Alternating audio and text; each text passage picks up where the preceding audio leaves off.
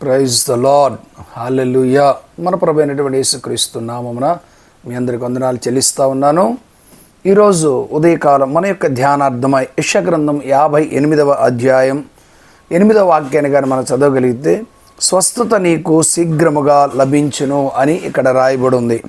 యెషయా గ్రంథం 58వ అధ్యాయం 8వ వాక్యంలో స్వస్థత నీకు శీఘ్రముగా లభించును అని రాయబడి ఉంది.